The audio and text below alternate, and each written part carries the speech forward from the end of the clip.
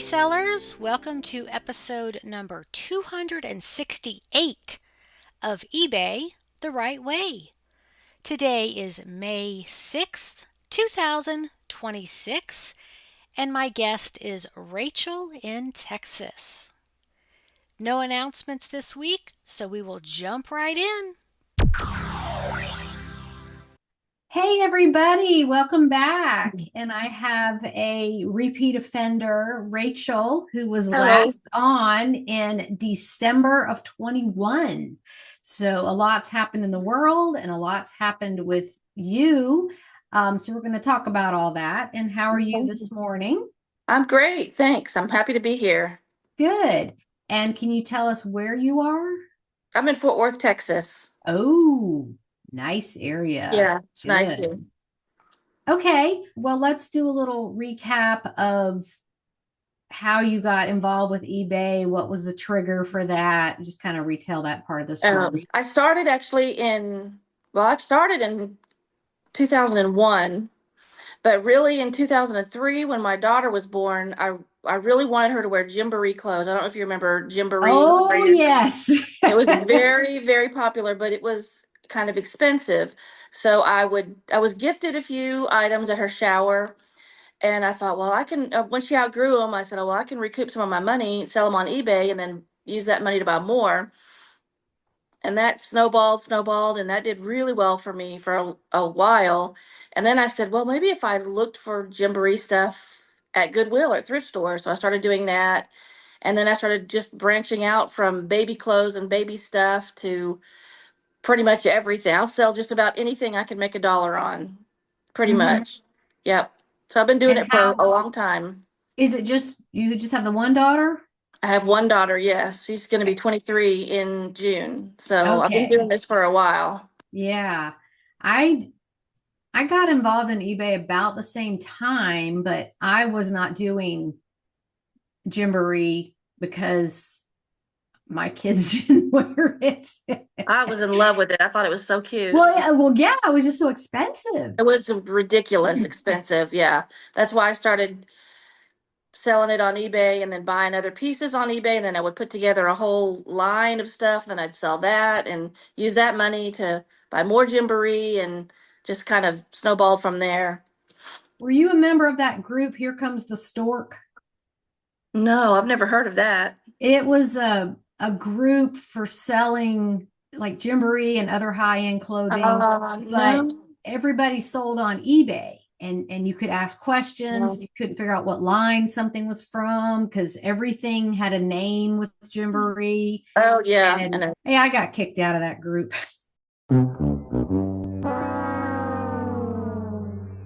You did? Why? Because I questioned authority. Oh, And I was asking questions about other like adult clothing because that's what I was finding in the thrift stores. And there weren't all these groups back then. no, not in the early like 2000s. There was definitely not. Right. So you try to get help wherever you could, and the eBay community boards weren't real super friendly. Like people didn't want to help you because they saw you as competition. So Right. And anyway, I still get that sometimes, but for the yeah. most part, yeah. So anyway, I just kept asking questions about non children's clothing items. And I got flustered one day and it's like, I don't understand why you guys aren't open to selling more things. If you're in the thrift store anyway, look at everything and you could make more money. And they just didn't want to hear that. They were all about keep it to children's clothing. And I was like seeing the whole world full of opportunities. And Right. anyway, so they removed me. The Mm. admin was like, well, obviously your concept is different and this group is about kids clothing, so we'll just go our separate ways and we're going to take you out of the group. And Oh, well. oh, and so then I started my own stuff. Yeah, well, that works. More inclusive. So yeah, I do Right. remember. I think my daughter had a couple of outfits that grandparents gave her, but and they outgrow it so fast. It Right. I doesn't mean, get worn within a out. couple of she would wear it two or three times max. I mean, she would outgrow it in within like a month, 6 weeks. she was up a size. So it was pretty, profitable for me. People were really looking for it. And eBay was kind of new at the time. So Right. yeah, it was that was how I got my foot in the door for reselling was Gymboree clothes. And those Gymboree blankets are quite valuable now. Oh, I know. I look for them. I don't think I've ever found one. I have a couple listed and I've sold a few, but they'll go for good money. You just have to wait Yeah. for the right person to want it. Yeah, I So, don't look at baby stuff honestly. I did sell recently a very expensive baby wearing wrap. I don't even know. I can't remember what brand it was, but it sold really fast within like less than a week. And I should have yeah, listed it for more. I sold it for $40 and I should have listed it for probably double that. It retailed for like $200 or something crazy. there are a lot of expensive ones made from natural fibers, Yeah. and sometimes you'll see them out there in the wild, and it's like, what even is this? And Yeah, I you're know. unwrapping it, and you're like, I oh, I know. get it now. But sometimes it's just all wadded up in a ball, and you don't even Yeah, know it was what a it is. long piece of fabric, probably about 7 feet long, and then the end of it was just looped on itself with two big brass rings. And I was like, and it was in the baby section, so I was like, what could this be? What could this be? Oh, it's a baby. You wrap it all around yourself and then you put it through the little rings and pull it tight. Mm-hmm. So yeah, but I don't Okay. do baby stuff anymore. I'm out of what is even trending now, and I don't really even go to the baby section anymore. Very rarely. You sold some funky bookends recently, didn't you? Oh, that was a story. Yeah. I don't know if you want to know the good, the bad, and the ugly, or if you just want to know the This is good. just all eBay all day long, whatever you want to share, Okay. because yeah, do the bad and the ugly too, because we all experience that sometimes. Yeah. It wasn't bad or ugly, but it had the potential to be, and I kind of foresaw that, and I don't want to get into, anything. I'll just keep it strictly to sales. Yeah, I bought these Dune. They were Dune. I wrote that down on my list. I made a list of some of my Yes, sales. you did. Good for you. I did, and that was on my list. I bought those at Goodwill for, I think I paid, they were either priced $5 a piece or $10 a piece. I can't remember, but it was like $20 for both of them. And they were all taped up together. It was this big weird thing with those two weird, it was a sandworm or something and on the end. I Yes. was like, what is that? So I picked it up and it was really heavy and I put it in my cart and I kind of go back in the corner, unwrap it and look at the bottom and I was like, oh, okay, yeah, this is interesting. It was numbered. There were only, I think, 2,000 of them made. And so I bought it and I listed it. I looked it up and they only made 2,000. So some of them have gone for like $800 for the pair. And so I was like, well, $800 seems kind of high. And I listed it on Facebook Marketplace for $800. And it sat there for a month, maybe 3 weeks. And I got some pretty rude comments. Somebody called it a turd. You're never going to sell that turd for $800. And Oh I got some gosh. pretty rude. So I was like, okay, well, Facebook Marketplace isn't really, I guess, for this. I need to go broad. So I put it on eBay and I got a guy, he bought it for $400 plus, I think it was like $40 for shipping. It was really, really heavy. I mean, the box that I shipped it in was massive. I wrapped them up really good and I sent them. They didn't break or anything, but I kind of figured based on just information that I knew, I don't know. I won't go into too many details. I kind of figured the guy was going to give me a problem with price when he got it, even though there was a small little chip which I took pictures and disclosed and everything, and that's not what he had an issue with. I took pictures of this is a lesson learned. He tried to say there was damage. I took a picture of every single side of that but and you can list up to 20 pictures, I think, on eBay now. Well, I think it's 24. 24, right, you're right. Yeah. 24. And so I posted a picture of every single side except the bottom of one. I forgot to put that one on there. And there was a little scratch on the bottom. I don't think I did it. I didn't do it. I think what he did was when he opened the package, he took a knife and cut through the packaging and did this and he Mm-hmm. scratched the bottom of it. And he says, well, he texted me back, he messaged me, this is scratched. And I was like, where? I looked at this thing under a microscope. Where is it scratched? He said on the bottom. And I was like, on the bottom. And so I looked at all the pictures and there, there's no scratch, there's no scratch. But I didn't post that. So I couldn't prove that I didn't do it.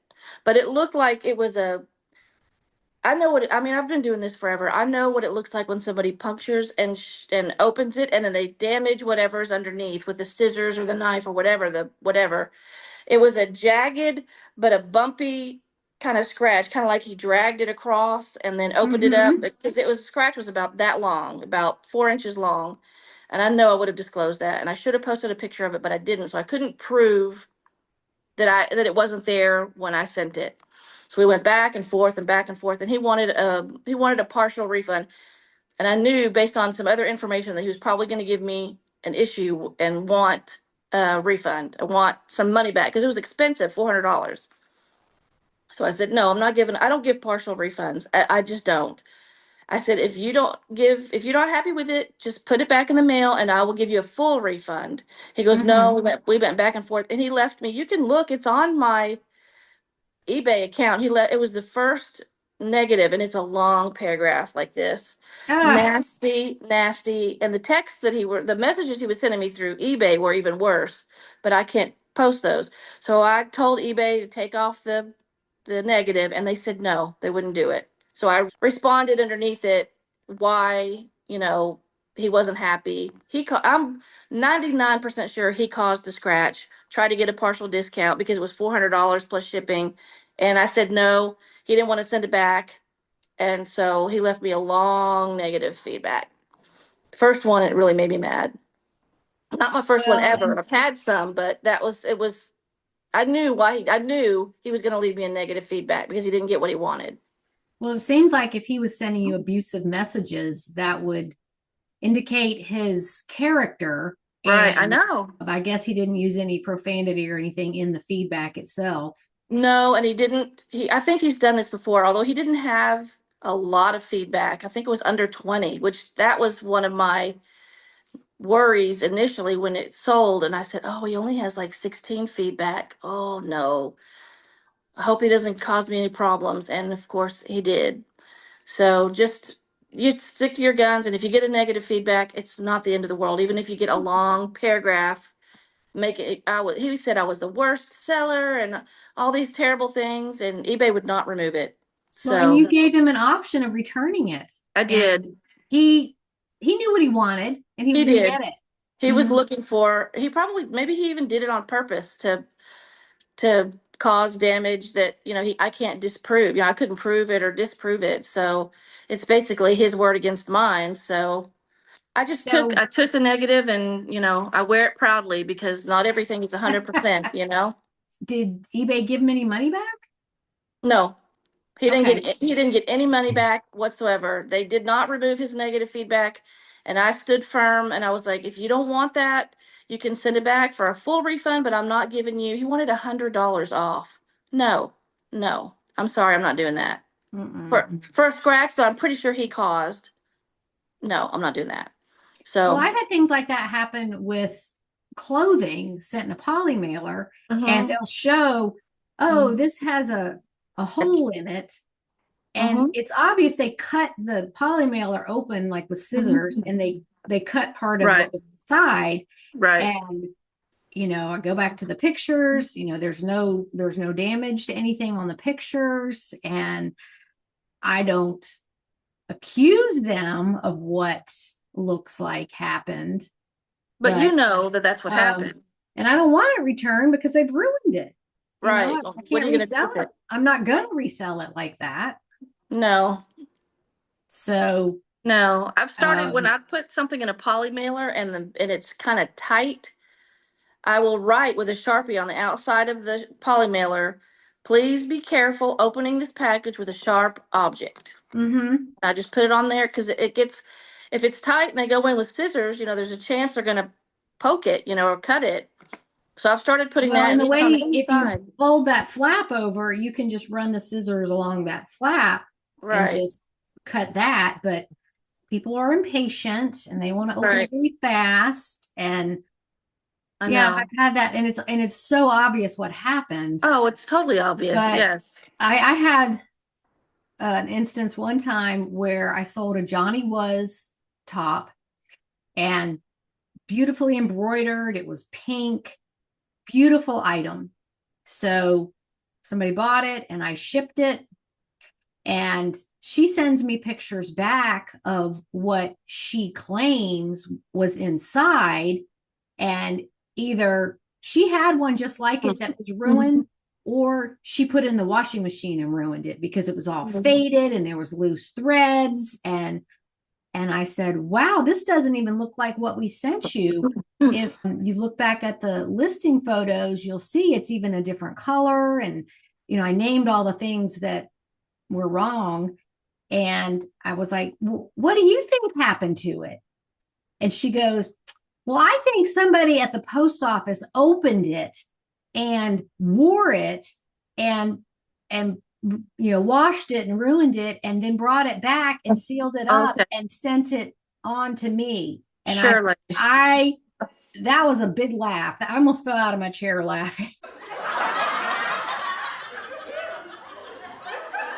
Because the post office people have time to do that. They don't have millions of packages coming in where they're like, oh, I think this is a shirt. Yeah, Oh, like why would they pick, how could they possibly know what was in there? It could have right. been a $10 bra or something. It could have been But anything. It could be a million things. yeah, but so eBay sided with her, but I didn't have to refund. They did it as a goodwill gesture to, since that I hadn't had any claims or anything in many years. And I just to this day remember that. I'm like, really? What kind of fairy tale is this? Yeah, that's baloney for sure. So Yeah. anyway, what about some other things that you sold? Because you're a regular poster on the group. I don't always have humongous sales, obviously. I post the ones, and some of the ones that I have that are big sales are like nobody else is going to find those bookends, those Dune, because they only made 2,000. It's very unlikely. Sold a clock for $1,000 in 2024. A mega clock. Have you heard of like a mega watches? Absolutely, yeah. Mm-hmm. Right. It was a wall clock made by Omega that was for 007 clock, but it had that 007 with the target. And I was like, what is that? And I looked it up, and they were selling it for $8.99 at the thrift store. And I was like, well, this is made by Omega. It still worked. And they only made a few of them. It was made to go on the wall at a watch jewelry shop to advertise the actual watch. Okay, But they so it was didn't a make very many. Right, it was like a promotional promotional thing, right? And they didn't make very many of them, and so I said, "Well, I'm going to go high on this." So I listed it for $1,000, and I can't. I should have written down how long it took to sell. Less than a month, probably less than 3 weeks, and it went to Australia. So, and I was worried. I was like, "Oh man, it's going to Australia. That's going to take about." It took a long time. It took like 28 days to get there. It took a really long time, but they got it and they were happy with it. Left me good feedback. So that was 8.99 turned into $1,000 in less than a month, and I was like, yeah. That's what it's So all about right there. yeah, Those big scores. Mm-hmm. just look at my tip to anybody that's doing eBay, whether you're new or you've been doing it forever, look everything up. Look everything up, because even the smallest little thing, pottery, whatever on the bottom, if it has a maker, sometimes there's little mid-century pottery things are worth hundreds and hundreds and hundreds of dollars. Just look up everything. Even something that you think you know what it is, look it up. I use ChatGPT now, which is a new thing. I just started doing that. Oh, I am on board with that Yeah, finally, and I love I it. It's love so it. addicting. I asked it to give itself a nickname, and it gave itself a nickname based on what I'm always looking up that I like reselling. So it named itself Ruby. So my ChatGPT is Ruby. So I'll be, good morning, Ruby. Good morning, Rachel. And I'll put in a picture and it'll say, well, this is a great find. Based on other things that you've looked at, this is right in your wheelhouse. And it'll tell me the maker and it'll tell me period. I mean, it's really, really helpful. And I pay for the ChatGPT. I pay for, I think it's $20 a month or something like that. Yes, Worth it. I use it, I kind of started dabbling in it because my kids were all over it.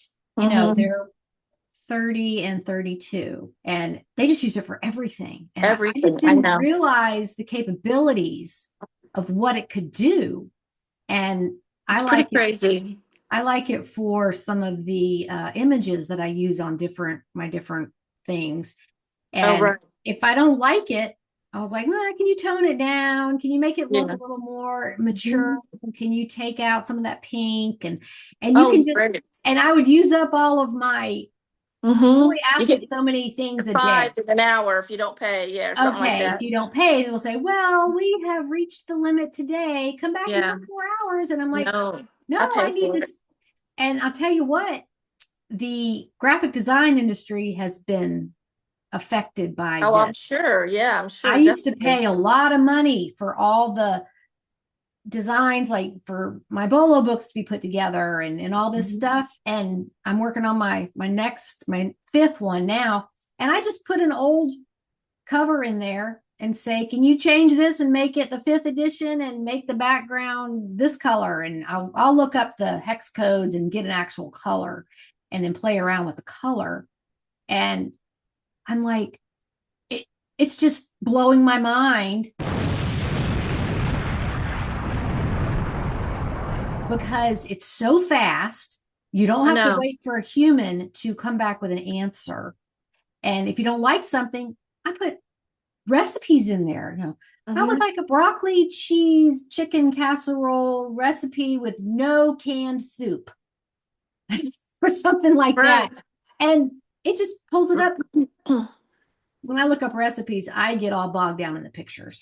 So, Oh yeah. Well, you can go into ChatGPT, take a picture of your what's inside your refrigerator right now. ah, Put it on ChatGPT, and it'll say, based on the ingredients that are in your refrigerator right now, you can make XYZ. You can use this and this and this and this, and then your pantry, you can use this. I mean, it's real time. It's not 100% though. I've had arguments with ChatGPT. I've yes. I've put something in there that I know what it is. I know 100% what it is, and it says, well, it looks like you have this. And I'm like, no, this is what I have. And it'll say, well, I'll tell you why I think you think you have that, but it's actually this. And I'm like, no, it's actually this. And so I'm kind of testing it. So it's not 100%. It still has some. Yeah, I've tried editing some photos and it doesn't do it right. It takes out too much or because it's searching the entire internet for that Right. thing and it's making, Yes. it's compiling the information. And sometimes photos just aren't exactly right. So Right. I did my face and it changed my face. Yeah, I've done that too. It's kind of funny. But yeah, I pay after 2 days of this, I pay the $20 and Yeah, same. it's like your own personal assistant that can do anything and it's so Anything. fast. It's such a time saver. I You know. don't have to pay graphic designers for stuff. I just love it. And I actually treat it like a human. I do too. I I gave it a say, nickname. I say please and thank you. And that was fantastic. I love that. Well, you have to give Uh-huh. it feedback. So it Right. learns, it's very intuitive, like Oh Apple yeah. products, and it learns you. And so when you give it feedback, that you're building it so it is a Right. tool that understands you and knows what you want. I mean, it's only as smart as its programmers, right? Right. And programmers don't even know everything. So, Mm-hmm. yeah, I sometimes if I ask it a question and then I go and do something else, I leave it hanging. I'm like, oh man, I left Ruby hanging. I didn't answer. I didn't say thank you, Ruby, or Right. whatever. It's almost like it's my own personal assistant just waiting for me to ask it questions.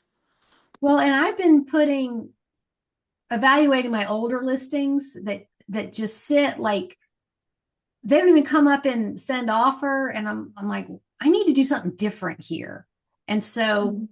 I'll put the picture in to Chat GPT and say, can you create an eBay title for Mhm. this? See if it gives me any different words. And it will, yeah. Yeah, or SEO rich title and keywords and stuff like that. So because with these aesthetics, there's new stuff coming up all the time.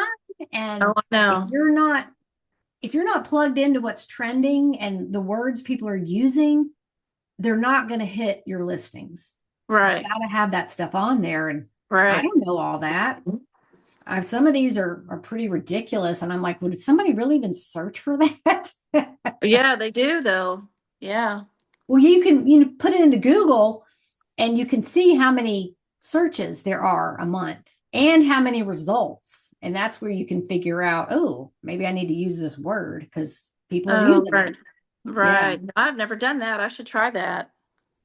I'm way too analytical sometimes, but you know, you try to be plugged into everything that's going on, and the internet's a very overwhelming place. It really is. It Yeah. really, really is. So anyway, I see your long list of items there. Do you have Oh, another yeah. one you want to talk about? I had a sale yesterday that was pretty good, and it's a trending thing now. Not really trending, like they're little dishes. They're called butter pats. They're probably about 3 inches in diameter, and they're different from like a teacup saucer, as they don't have the little indention for the bottom of the cup, you know? Okay. They are little bitty plates that people used to put butter on because butter didn't used to be processed. It used to be just in a bowl on the table, and you take some and you put it Mm-hmm. on your little plate next to your dinner plate, and then you could put butter on your bread or whatever. I wish I had one to show you, but I sold them yesterday. I found, and I knew they were trending, and it was so funny. I had just seen a TikTok about a woman she collects these little butter pats. And she said, look for them. They're trending. So I was like, okay. So I went to an estate sale literally the next day, and there was a box like this. There were 37 butter pats in there. I counted them. And they were $1 a piece, but then it was 50% off. So I paid 50 cents a piece for these little plates. And I pulled some out. I looked them all up. Some of them were marked. Most of them were not. Some of them were made in France, made in Germany, made in Italy, all different places. They had some were plain, some had angels on them, some had cottages on them, all different things. And I pulled out one of them had like a fraternity, like an Elk Lodge kind of thing. That one sold by itself for $10, which doesn't sound like very much, but I paid 50 cents for it. So $10 I thought was a pretty good sale. I pulled out a few other ones that I sold them for like $5 each, $6 each, whatever. And then the other ones that I couldn't find a maker, and I just got tired of them. There were like 30 of them left, 28 left. I allotted them all together, and I put them on, and I started at $28, $1 for each plate. And it sold yesterday for $142 and some change plus shipping. So I turned 50 cents into like $6 a piece, something like that, which Mm-hmm. doesn't sound like a lot, but I paid $18 total for all the butter pats, and the total price of all of them was $173. So I thought that was pretty good, and they sold really, really fast. And so they're little. So how many did you have? I had 37 to begin with, so I pulled out some and sold them individually. And Okay. then I lotted the last 28 together as one big lot. And I Okay. had 100 people watching it, literally like 98 people watching it. Oh I gosh, thought that it was is going to go trending. over yeah, I thought I was going to go over $200, but it went from 28 in a 3-day auction. I did a 3-day, and it sold for 142 at the last minute. It was going up, going up, going up, you know. So I was pretty happy with that. They're really easy to ship because they're only, this big. Just wrap them with a little bubble wrap. And they're pretty much everywhere. I mean, if you look at dishes, there's usually it'll have like saucers, and then there'll be a couple of butter pats in there because they think they're saucers. So they're really easy Okay. to find. Yeah, So they're just a little plate. There's no indentation for where a cup would for sit. a cup, right? They're And just so you a got to little. wonder, okay, here we go. Who bought this and why? Was it a restaurant? Was it a caterer? Right. Was it It was somebody who probably collector. entertains a lot and they just want these fancy plates? They're just collectible. People put them all in a dish and just collect them, display them. Some Okay, people so probably use them. I'm the not sure. TikTok you watched, it was somebody who collected them and displays them.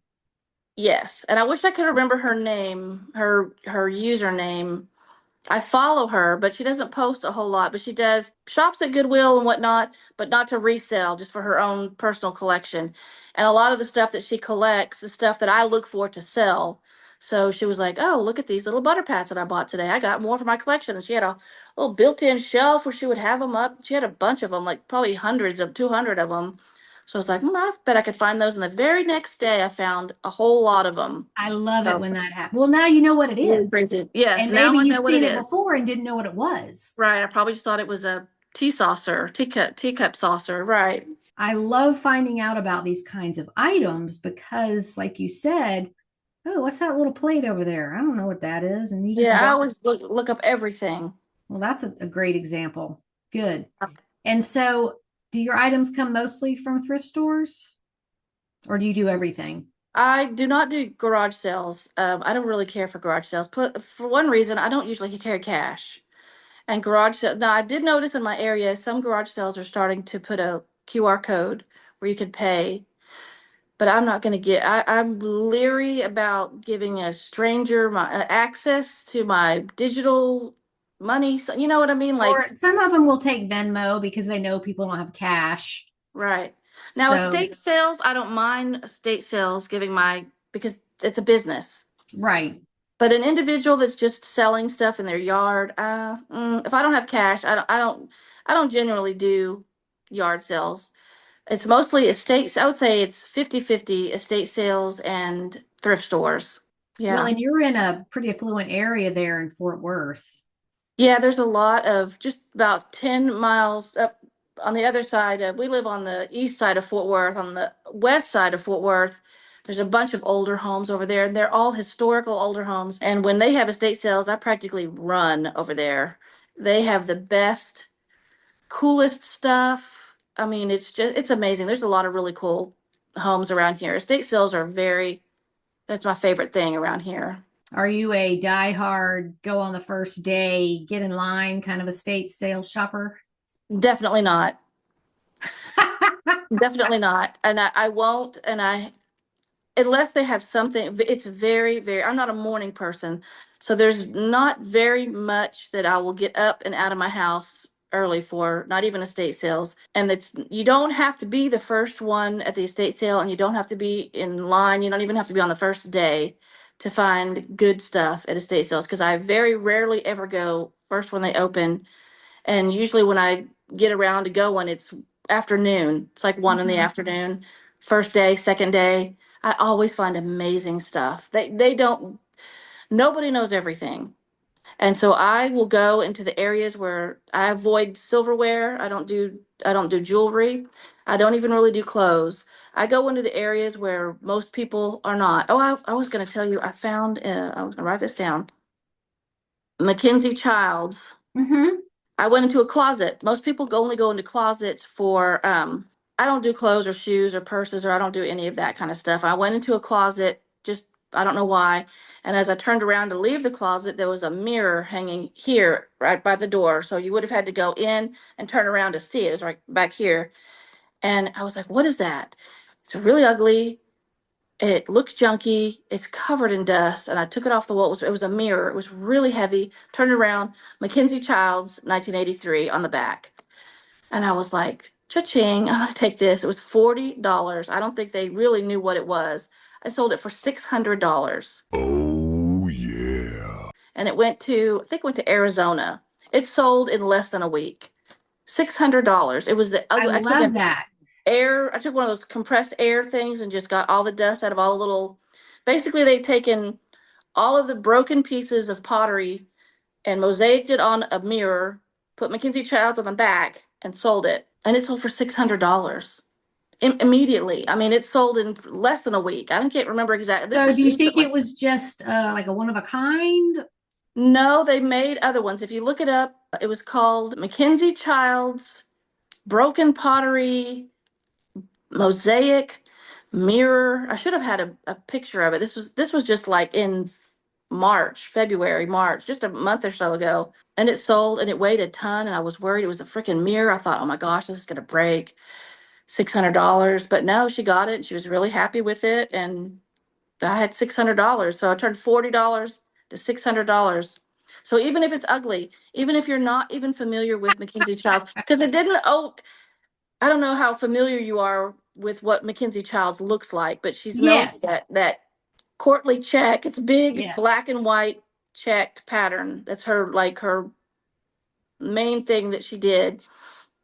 And I saw a little piece of that broken pottery in the mosaic, and I was like, I wonder if this is Mackenzie Childs. I turned it around. I was like, oh my gosh, this is Mackenzie Childs. So I probably could have gotten more than $600. Honestly, I probably could have gone $1,000 for it. Somebody would have eventually bought it, especially now that she's passed away. Her stuff is really, Oh, really. I didn't realize that.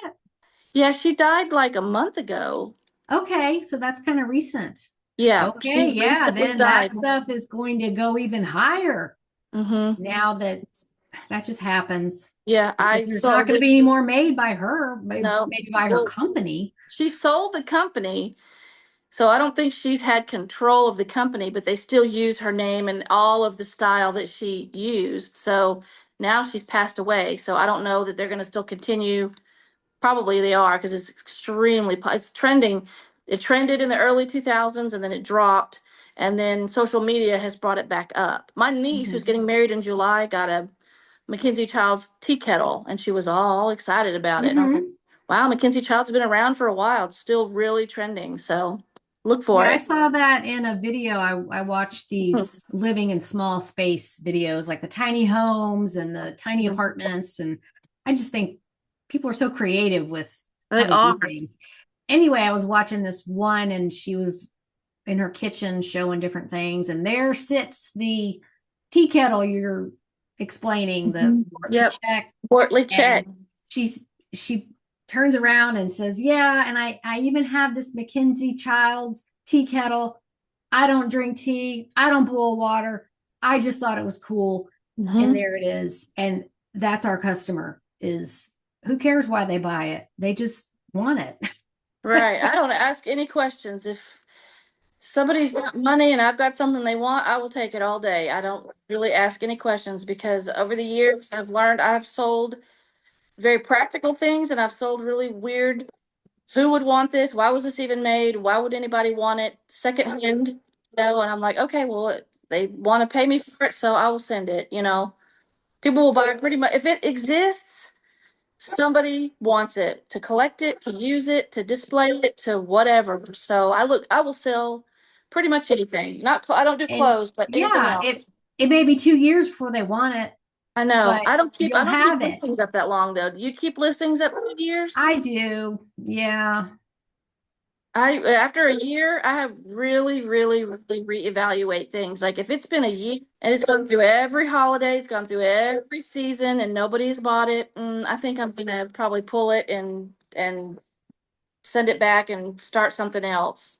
Well, I keep track of how long I've had it and does that thing sell? Maybe it's swimwear, maybe it's a bra, maybe it's, that old Gymboree blanket. Right. If I've sold it before after it has been there a while, I'll leave it. But I just feel like I've done the work. It's Right. there. Somebody might want it at some point. Rarely do I just get rid of stuff because in my experience, everything eventually sells. So Everything how does many eventually sell, yes. how many items do you have in your store? Right now I have 423 listings or 428, something like that, which that is the most I've ever had. I don't have a lot of space. I have one room, and when I have so much stuff and some things that haven't sold in a while, if it's taking up more space and I can do like this, I get rid of it. Like about once a month, I will pack up stuff and my husband will take it back to the Goodwill donation and I use that space for something else. I just don't have a huge storage space. Well, and that's definitely a factor because you sell some bulky, bigger items. Dude, I sell big stuff. And I don't. Clothes would be easy. You just put them in a drawer or a closet or whatever. So anyway, the whole space issue, it just depends on what your goal is. And I'm constantly trying to make my inventory smaller. It takes up less room so Right. that I can just keep building it. But I'm the only one in my household. So it's whatever I want it to be. Nobody's gonna be Right. like, oh, there's so much junk in here. And so is it just you and your husband, or is your daughter still there? She does. She still lives here. She just finished college. She's about to move out on her own. And the stuff that I sell is antiques a lot. And so to save space in my room, I just put the antiques out and I'll enjoy them for a while until they sell. It's kind of, I like antiques, but after a while, I'm like, oh, I want to change this area up, and I'll just put all those things on eBay and sell them and put more stuff. I do So, that too. I've got stuff hanging on my walls and just decor items, and I enjoy it until it sells. right, same. And I'm like, oh, I really like that. Oh, well, it was $100. Okay, bye. I'm on to the next thing. Yeah. Right. So, do you have any goals for your business or just status quo? Keep doing what you're doing. No, I guess I don't have any. I don't really make, I don't keep track of the minutia of selling, reselling. I mean, I know what I paid for it, where I bought it, how long I've had it listed, what it's valued at, and how much time I've had it, and all these things. But I don't keep a spreadsheet of all of my sales. And I feel like if I do that, it's going to be like a job. And then Hmm. I won't want to do it. Takes the fun out of it Right. for me. No, I just keep doing what I'm doing. I mean, we use the money that I make on eBay to go on vacations. Hmm. So whenever we go on vacation, I don't work. I've always been a stay-at-home mom. This is pretty much the only job I've ever really had. I worked in corporate and then I had my daughter and haven't worked in 23 years. This is I started doing this when she was a baby and it's just grown and grown and grown. But I just like getting out of the house, talking to people, making a little money, finding cute little doodads and whatnots and selling them. And I learned something every single day. I learn new things. I've gotten into ephemera. I saw that you were talking about doing ephemera. Yes. And I go in and I look up, oh, this picture was taken in 1930 and this kind of car and I'll look it up the town and this is where Grover Cleveland grew up or whatever and I'm like, wow, this is interesting stuff. These little Hmm. postcards or whatever. I learn something every single day. No matter what it is that I've sold, I look it up. I know brands, antiques, I know car models, I know music, handwritten, sheet music, all kinds of stuff. You just learn something every single day. It makes me feel really smart, actually, oh, I know where that was made. I know what kind of car that is. I know that. And that's what makes Chat GPT so useful to us. Right. You can put all that together. And even our leader, George Kelly, contacted me and he's like, I started using Chat GPT and it's just an amazing tool because he does sell a lot of odd kind of items like you do, estate sale stuff. And I thought, wow, if he's on board, because he's in his 70s. Who is this? George Kelly I don't know who that in is. the group, he posts a lot. He used to run estate sales. He's been on the podcast a Um, few times, but he really knows a lot about antiques and collectibles and all that. And, he reached out. He was like, oh my gosh, you got to try this. And it's like your personal assistant, I but it know. does help with the history of things. And that's where I go down the rabbit hole too, is what is this? And when did this company start? And why do people want this? And sometimes the materials aren't made anymore. Sometimes the artist is no longer with us or whatever it is. And I don't think anybody can know everything. It's a No. constant learning experience. Yeah, every day at the dinner table, we sit around and we're like, what did you learn anything? I don't want to ask, what did you learn anything new today? What did you learn? Because I made a goal, even when my daughter was little, you learn something new every day. So every day at dinner, we talk about new did you learn today? What new did you learn today? And what new did you learn, Mom? What did you sell on eBay? And what new did you learn today? And it has helped me learn. And even my daughter, she's starting to go with me. She likes the clothes. She likes to go thrifting because she looks for vintage clothing. But she's like, hey, Mom, I went with my friends to this flea market and I found this pottery and I knew that it was XYZ pottery because you told me you learned about it and I learned about it too. And she's all proud of herself. So even just by reselling, it makes you just learn stuff just from looking it up and selling it and talking to people that also collect it or sell it or it really will make you just learn a lot about clothes and just everything, history, everything. That's why I like it because I learn, Yeah. make a little And money doing it. I think kids that grew up around reselling just think everybody does this. This is just a part of life. And that is not the case. It is a skill. It Ask is. anybody who's just getting into it that it can be overwhelming. There's a lot to learn, but you just keep It is going almost. with it. But it's funny when, like, my kids, about the same. I started 2003 and they were 6 and 8. So they've seen me do this their whole life. And Right. they just at one point thought everybody's mom does this. I Everybody's know. mom writes a blog about selling crap online. It is. A lot of it is junk. And that's the most if you want to go in and dig, you will find some really good stuff. Go out into the shed where the grandpa has his tools, because I don't know anything about tools. I don't sell tools. I don't know anything. And most of the time they're really old and rusty and I don't even look at them.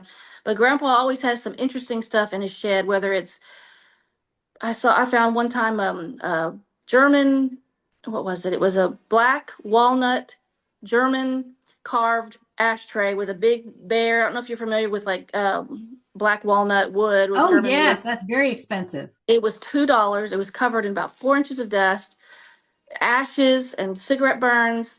I cleaned it up and put some Murphy's wood oil on it and I sold it. I can't remember how much, but it was out in the junkiest part of the garage.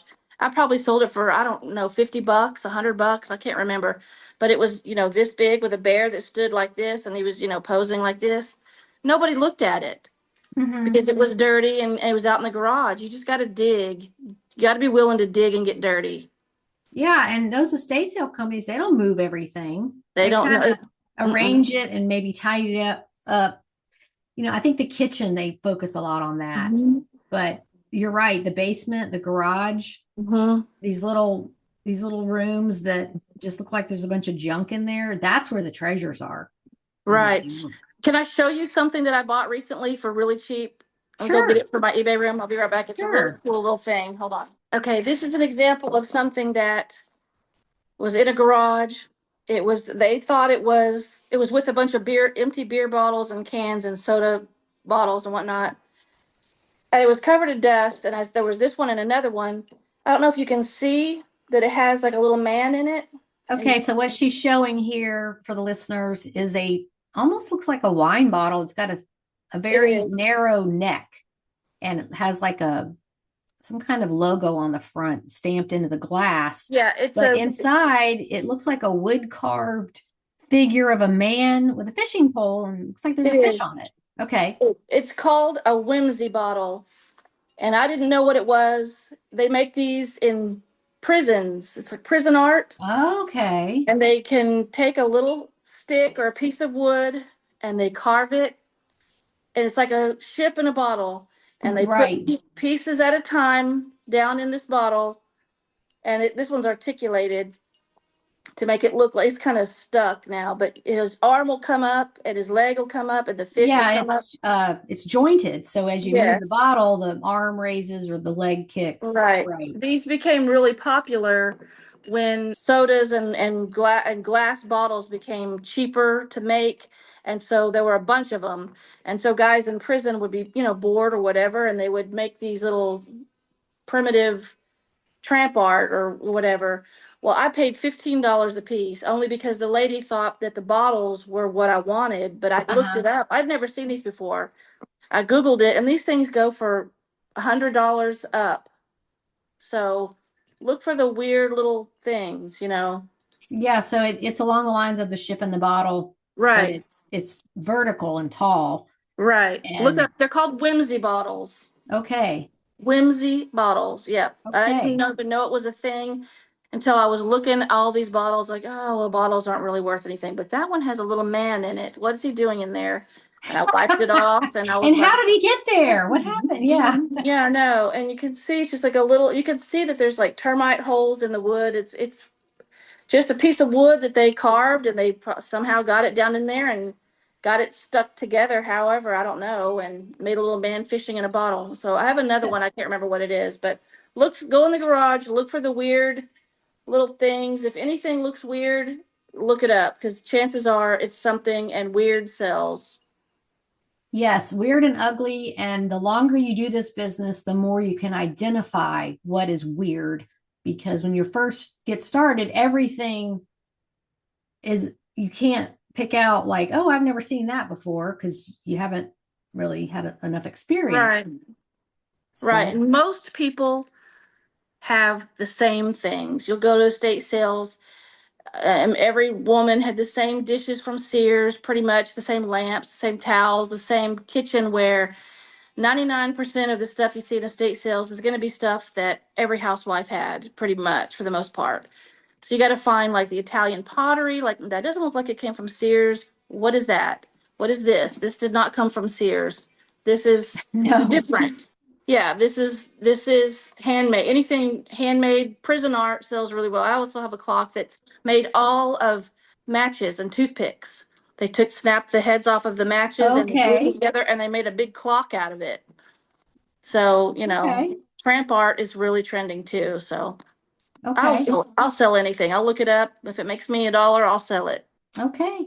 Well, we've gotten to the end here. Do you have any final words for the listeners? Just use ChatGPT, use Google Lens. Google Lens is pretty good. It's not as good as ChatGPT. If you don't know what it is, look it up. And if you don't, even if you still don't decide what it is, if it's unique enough, buy it. If it's cheap enough and unique enough, weird enough, ugly sells. Ugly really sells. Just Mm-hmm. look up every single thing. Even if you think you know what it is, look it up. It could be an exclusive, could be a promotional version, it could be a limited version of whatever it is. Just look it up. Look up Well, and I everything. think people are almost competing with each other to have unusual things in their Oh, home. Like, yeah, oh, if they do some kind of game night and they rotate whose house it's at, and you entertain. I right, think those people like to find these very odd pieces for right, conversation pieces, or you just like it and want it in your house. And right, so what may look weird and ugly to you may be perfect for somebody else. right. And don't think that there's a competition with other resellers because I promise you, there's enough junk to go around. Some people die every day. As morbid as that, macabre as that sounds, people die every day and their stuff goes to estate sales, goes to Goodwill, goes to yard sales, goes to Facebook Marketplace. So don't feel like when you go to estate sales or Goodwill that your other people are your competition, because 9 times out of 10, they're not even looking at the same stuff that you are. And sometimes the people that you think are your competition are have knowledge that maybe you don't have. And so instead of being like, wow, that guy's a jerk, he's always here, he's pushy, he's this, he's that, whatever, he may know something that you don't know. So you could learn from each other. Mm-hmm. There's enough stuff for everybody to go around to where you don't have to Right. feel competition for other resellers, because there's been Yeah. this kind of, oh, resellers, I hate resellers, have ruined this, ruined that. Not really. There's enough stuff to go around. There's enough stuff. People die every single day. There's enough stuff to go Right. around. Well, and I didn't mean competition between resellers. No, right, I I know. meant more like the buyers that want to have The these coolest thing. unusual pieces so Right. that it just makes them feel more unique and more like Look an at how cool. individual. So, Right, yeah. yes. Okay. Well, are you hitting some sales today or what are you doing I this am. afternoon? Friday. I don't go thrifting on the weekends. That's probably Mhm. where I'm different from other people too. It's too crowded. And I usually go here. I go to thrift stores Monday, Tuesday, Wednesdays. There's one estate sale company that does sales on Wednesdays. If they're around my area, I'll go. Sometimes they're too far out. But I usually go to estate sales Thursdays and Fridays. And then Saturdays and Sundays is when I do my listing and all of that. And then I start over on Monday. I don't ever, unless there's something really, really unique, I don't like the crowds at the thrift stores Well, or and what I noticed estate at the thrift sales stores is they're crowded. I went a on the couple weeks weekends. Yeah. ago just to see how it is in my new area, and you couldn't even get a cart. It Yeah, was no. so crowded, and everything was picked over. And I don't Mhm. think they're putting out new stuff because there's so many people in there that, Right. that the workers just or they're not putting out as much as they would during the week. So I was like, nope, I'm not doing weekends in the thrift stores anymore. Yeah, I don't. It And was a complete Tuesdays, bust. yeah, it's too crowded, and I try to avoid some certain thrift stores in my area have a 50% off on seniors on Tuesdays, Mm-hmm. and I avoid those too, just because they're slow, they clog things up, they're in my way. Well, it's a social event. It is, and so They're there's like, getting out so they can buy more glass that they don't need. right, And then you get behind them in the checkout and they've got all this glass that has to be wrapped up. right, I know. And I have also heard that senior day, whatever thrift store it is, they'll hold back some things so they don't have to sell them at half price. So Oh, you yeah, may that's not true. be seeing all the best stuff. They wait until after senior day and put it out so they can not have to sell it at 50% off or whatever the discount is. So, Yeah, it's half off on Tuesday. you can find stuff, but you get to pick your shopping experience. And I'm with you. I just don't like the store to be all crowded. And Mm-mm. I don't, it just reminds me of Black Friday back in the 80s. And I Yeah, just don't want to I I won't don't want go to get beat anymore. up over something. It's not Yeah, worth it's it. not worth it for me. I can go during the week with my coffee and my music and stroll at my leisure. I don't get annoyed with people being in my way or stuff And picked over. you can make decisions. That's the part Right, that is distracting with all these people in there. I'm in the zone and I'm working, I'm thinking, right. I and know. I can't think with all that going on. And I either don't find anything or I make bad decisions. So, Right. And then you come out there in a bad mood and you only bought two things and you're like, oh, I hate people. They're and in you're my like, if way. I was at home, I could have listed 5 things. Right, exactly. I could have Yeah. listed these Okay. Well, I'll instead. let you go and get out there and see what you find, and we'll watch for more of your unique, eclectic items on the Facebook group. Okay, great. Okay. Good luck. Thanks. Okay. Bye. Bye. Okay, we mentioned being able to list 24 photos on eBay, but that has now increased to 40. I really can't think of an item where you would need 40 photos, except maybe if it's a large lot of things where you want to show many pictures. Anyway, that happened, and I did not see an announcement anywhere, but we now get 40 photos. As of today, even if you Google how many photos can you add to an eBay listing, the answer is still 24, and on eBay Help it says 24. So maybe this is a beta testing where not everyone is seeing it. Not sure about that. I am seeing it, and I know that other sellers are seeing it too. So just some food for thought there. Next week, my guest is Valerie, who is a frequent poster on the Money Making Monday threads. It's always fun to hear the backstories of a reseller's life. That's what this podcast is about. Not so much of how many items you're selling or the price of them, but the eBay lifestyle. So make sure you tune in for that episode. Thank you all for listening and supporting this podcast. I wish you all the best in eBay and in life. Work hard, but remember to take care of yourself. Talk to you next week. Bye-bye.